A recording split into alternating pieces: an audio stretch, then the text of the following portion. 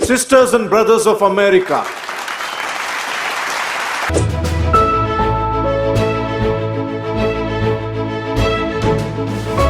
Thinking about this speech, what I should say, I figured the best way to keep your attention would be to talk about something, really like juicy Hollywood stuff. Like I thought I could talk about me and Russell Crowe getting in arguments on the set of American Gangster, but I said, no, you're a group of high-minded intellectuals. You're not interested in that. Or maybe not. I thought about a private moment I had backstage with Angelina Jolie in a dressing room after the Oscars. But I said, no, I don't think so. This is an Ivy League school, and I mean, Angelina Jolie half naked in a dressing room. Who wants to hear about that? No one. This is Penn. That stuff would never go over well over here. Maybe at Drexel, but not over here.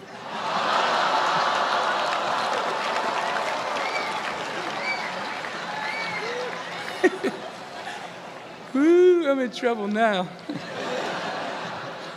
So I was back to square one, feeling the pressure. So now you're probably thinking, if it was going to be this difficult, this much pressure, why did I even accept today's invitation in the first place? Well, my son goes here, that's number one. That's a good reason. And I always like to check to see how my money's being spent. And I'm sure there's some parents out there who can relate to what I'm talking about. Yeah. It's everybody upstairs. And there were some other good reasons for me to show up. Sure, I got an Academy Award, but I never had something called a magic meatball after waiting in line for half an hour at the food truck. Yeah? Yes, I talked face-to-face with President Obama, but I never talked face-to-face with a guy named Queeter who sings bad songs over at Smokes on Tuesday night. I never been to Buies. I never been to Hemos. Yes, I have played a detective who battles demons, but I've never been to a school in my life where the squirrel population has gone bananas. I mean, they're breaking in the dorm rooms, they're walking around campus. I think I saw some carrying books on their way to class. So I had to be here. I had to come, even though I was afraid I might make a fool of myself. In fact, if you really want to know the truth, I had to come exactly because I might make a fool of myself. Now, what am I talking about? Here it is. I found that nothing in life is worthwhile unless you take risks. Nothing. Nelson Mandela said, "There is no passion to be found playing small and settling for a life that's less than the one you're capable of living." Now, I'm sure in your experiences in school and applying to college and picking your major and deciding what you want to do with life, I'm sure people have told you to make sure you have something to fall back on. Make sure you got something to fall back on, honey. But I never understood that concept, having something to fall back on. If I'm going to fall, I don't want to fall back on anything except my faith. I want to fall forward. I figure at least this way I'll see what I'm going to hit. Fall forward. This is what I mean.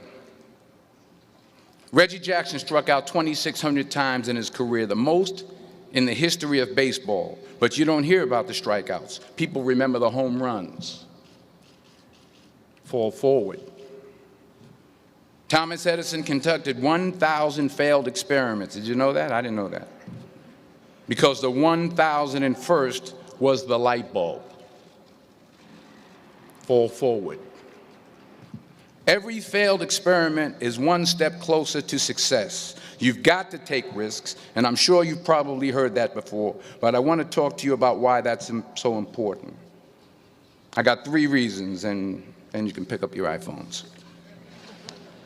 First, you will fail at some point in your life. Accept it. You will lose. You will embarrass yourself. You will suck at something. There's no doubt about it. And I know that's probably not a traditional message for a graduation ceremony, but hey, I'm telling you, embrace it because it's inevitable. And I should know. In the acting business, you fail all the time. Early on in my career, I auditioned for a part in a Broadway musical. Perfect role for me, I thought, except for the fact that I can't sing.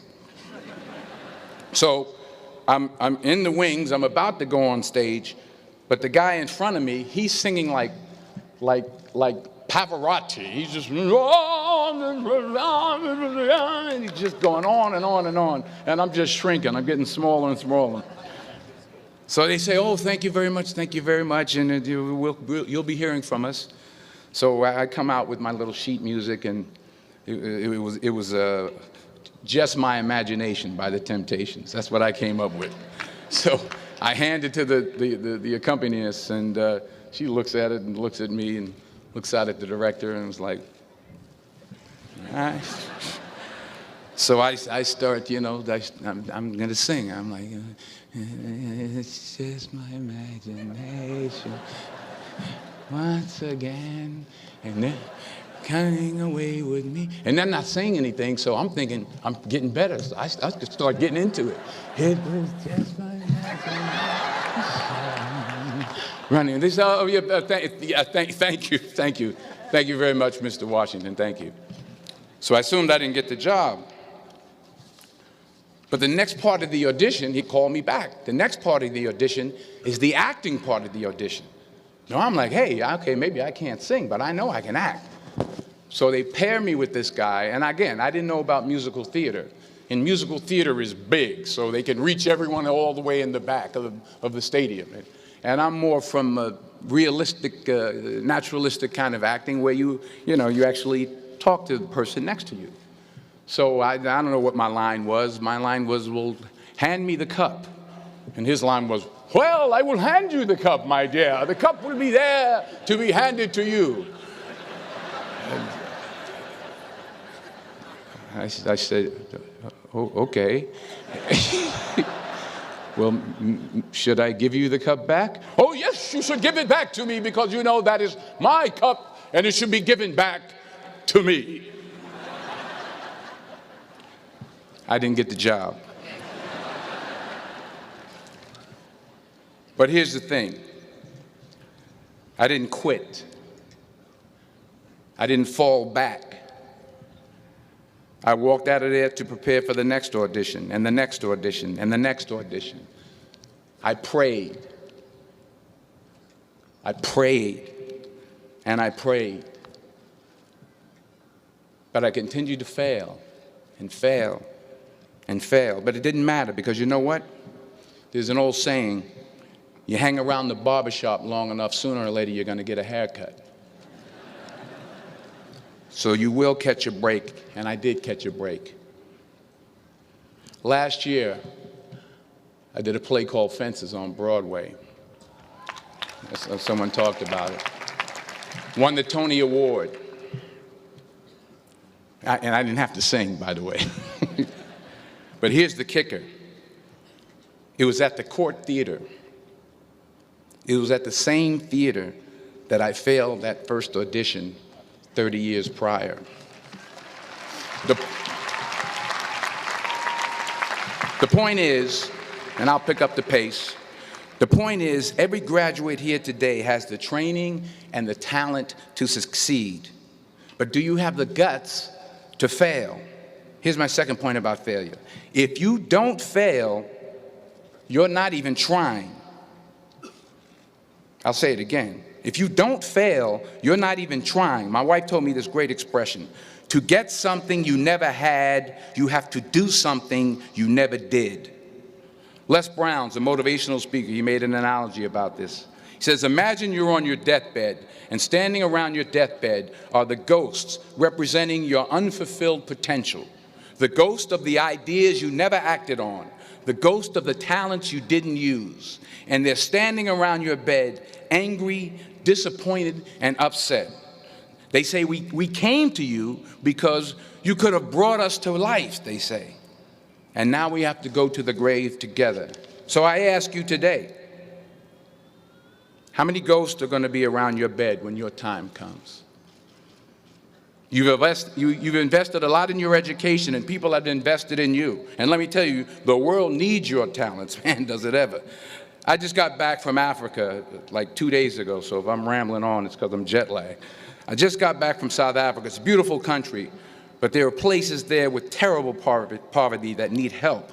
And Africa is just the tip of the iceberg. The Middle East needs your help. Japan needs your help. Alabama needs your help. Tennessee needs your help. Louisiana needs your help. Philadelphia needs your help.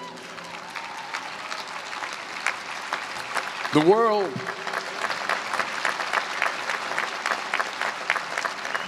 world needs a lot, and we need it from you. We really do. We need it from you young people. I mean, I'm not speaking for the rest of us up here, but I know I'm getting a little grayer. We need it from you, the young people, because remember this. So you got to get out there. You got to give it everything you got, whether it's your time, your talent, your prayers, or your treasures. Because remember this, you will never see a U-Haul behind a hearse.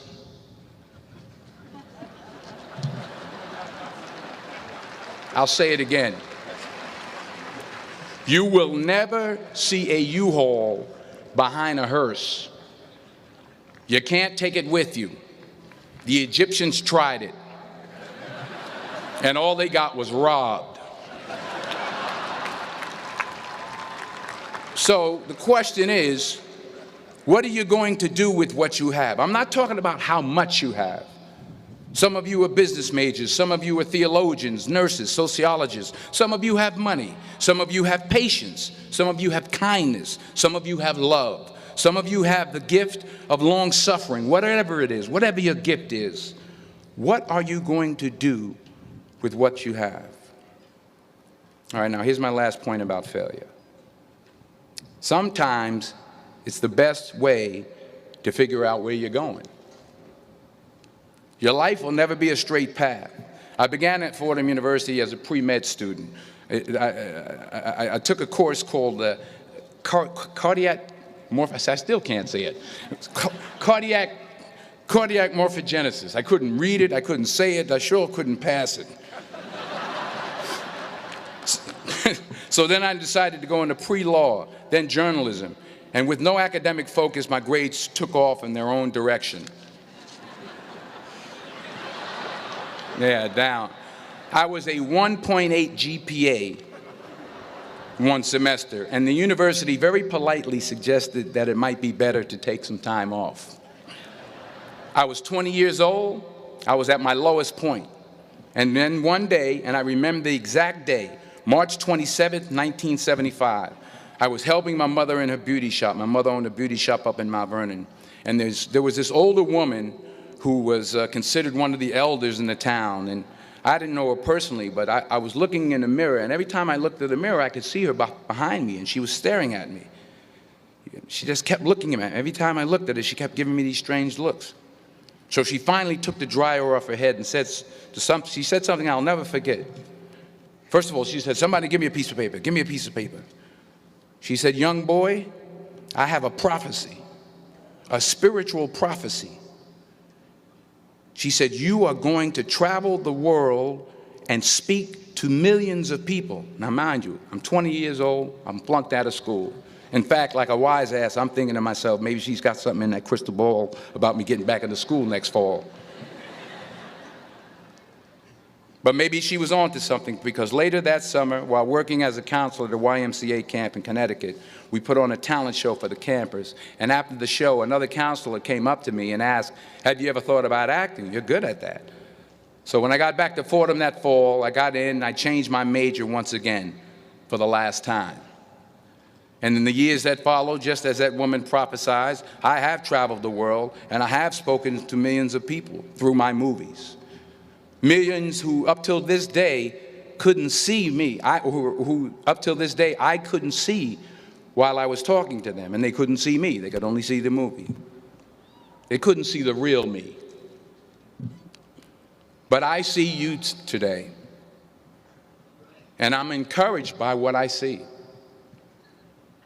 And I'm strengthened by what I see. And I love what I see.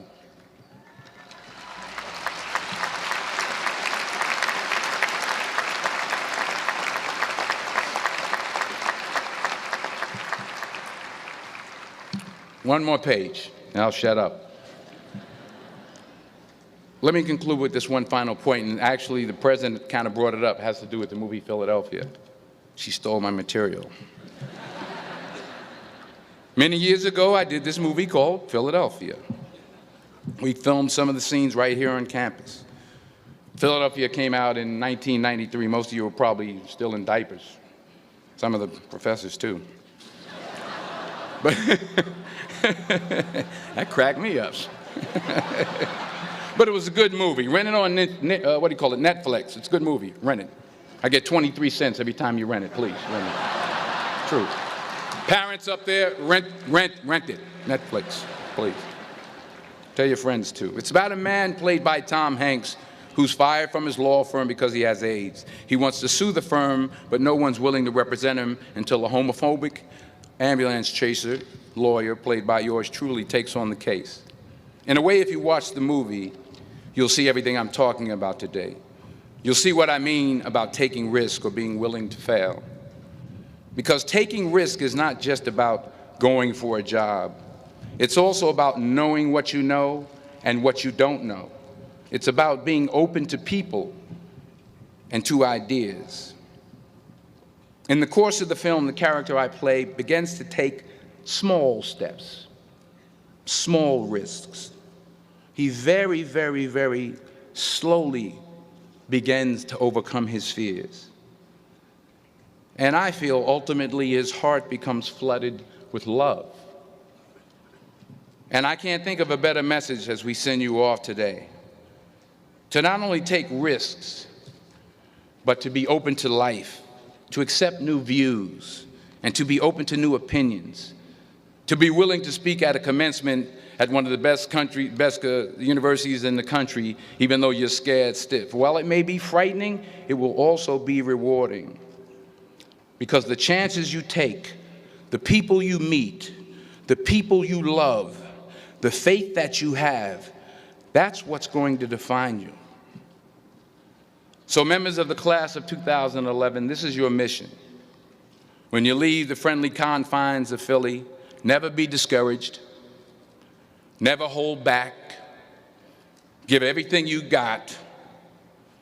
And when you fall throughout life, and maybe even tonight after a few many glasses of champagne, remember this: fall forward.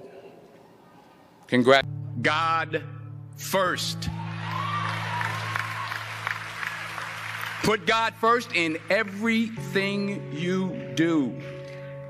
Everything that you think you see in me, everything that I've accomplished, everything that you think I have, and I have a few things, everything that I have is by the grace of God. Understand that. It's a gift. I was sitting in my mother's beauty parlor, and I'm looking in the mirror, and I see behind me this woman under the dryer. And every time she looked up, every time I looked up, she was looking at me, just looking me in the eye. And I didn't know who she was, and I said, she said, somebody give me a pen, give me a pencil, I have a prophecy. March 27, 1975, she said, boy, you are gonna travel the world and speak to millions of people. Now mind you, I was flunked out of college. I'm thinking about joining the army. I didn't know what I was gonna do, and she's telling me I'm gonna travel the world and speak to millions of people. Well, I have traveled the world, and I have spoke to millions of people. But that's not the most important thing, the success that I had. The most important thing is that what she taught me and what she told me that day has stayed with me since. I've been protected, I've been directed, I've been corrected. I've kept God in my life, and it's kept me humble. I didn't always stick with him, but he always stuck with me. So stick with him in everything you do. If you think you want to do what you think I've done, then do what I've done and stick with God. Number 2, fail big. That's right. Fail big. Today's the beginning of the rest of your life, and it can be very frightening. It's a new world out there. It's a mean world out there, and you only live once. So do what you feel passionate about. Take chances. But don't be afraid to go outside the box. Don't be afraid to think outside the box. Don't be afraid to fail big, to dream. You can't take it with you. For the sanitation department, I was a garbage man. You were a garbage man? I was a garbage man. I worked the back of the truck, 22 square blocks. That's hard. Doing movies, there's nothing that we do in the movies that's hard. So never give up. Without commitment, you'll never start. But more importantly, without consistency, you'll never finish. It's not easy. If it were easy, there'd be no Denzel Washington. So keep working, keep striving, never give up, fall down 7 times, get up 8. Ease is a greater threat to progress than hardship. So keep moving, keep growing, keep learning. What my mother said to me was, Denzel, you do a lot of good, but you must do good the right way. Can't buy your way in. Can't love your way in. You gotta serve. You gotta do good the right way. So at 66, getting ready to be 67, having just buried my mother, I made a promise to her and to God, not just to do good the right way, but to honor my mother and my father by the way I live my life the rest of my days on this earth. I'm here to serve, to help, to provide. Small minds discuss other people. Good minds discuss events. Great minds discuss ideas. In this Twitter tweet mean world that we've created for our children, the least we can do is consider what we've done and think about the young people, the future, and individually, collectively do the best we can to try and turn this thing around. I blame no one. I look in the mirror. On the other side of it, what an opportunity we have, because tomorrow's the first day of the rest of our lives. The most selfish thing I've done in my life is give, because of the joy that I get from it. I love it. I don't like it. I love it. I couldn't have done it without my mother. I couldn't have done it without my wife. I couldn't have done it without my children. Who teaches you to be a man? Stay on your knees, watch me, but listen to God. Don't listen to me. I hope that the words of my mouth and the meditation of my heart are pleasing in God's sight, but I'm human. I'm just like you. What I have will not keep me on this earth for one more day.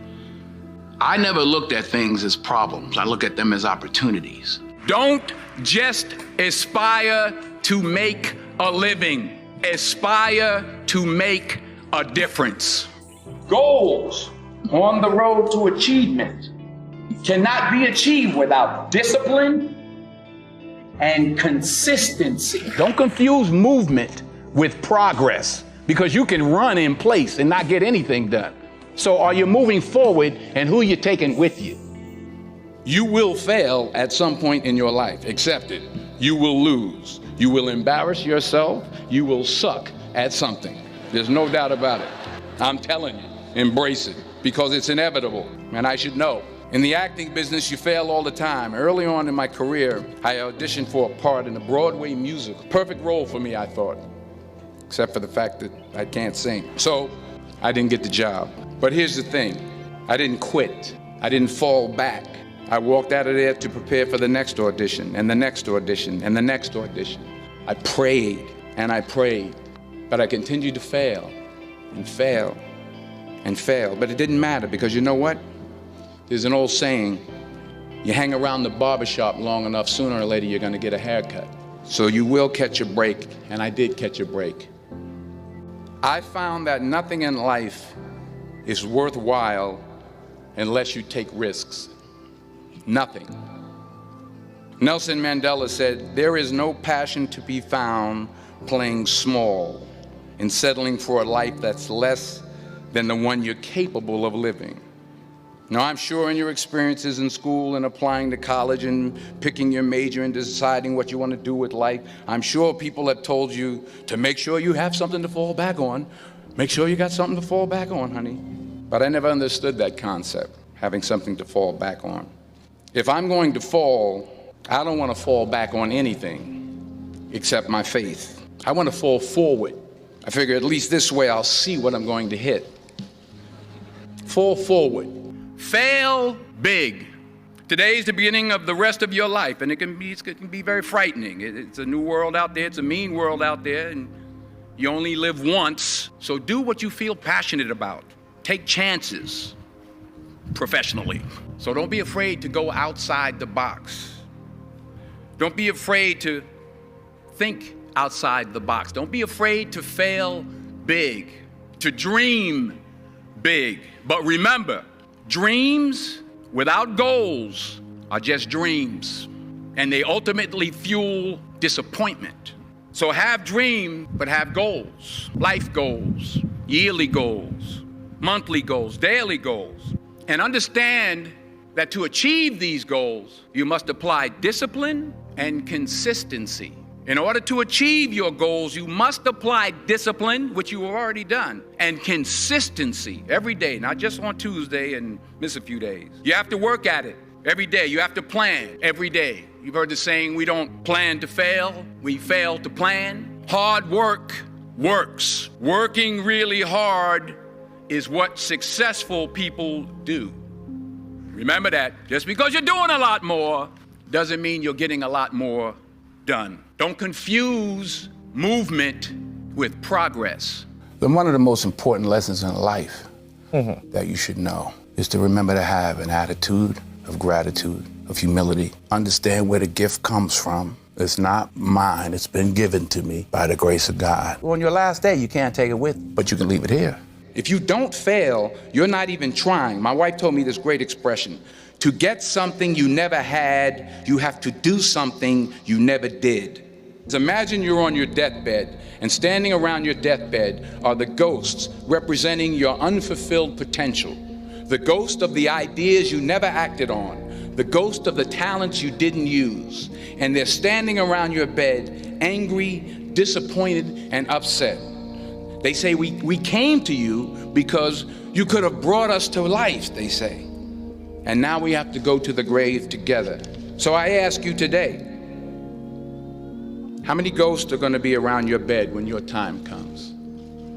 Reggie Jackson struck out 2,600 times in his career, the most in the history of baseball. But you don't hear about the strikeouts. People remember the home runs. Fall forward. Thomas Edison conducted 1,000 failed experiments. Did you know that? I didn't know that. Because the 1,001st was the light bulb. Fall forward. Every failed experiment is one step closer to success. You've got to take risks. So continue to strive, continue to have goals, continue to progress. Never be discouraged, never hold back, give everything you got. And when you fall throughout life, and maybe even tonight after a few many glasses of champagne, remember this: fall forward.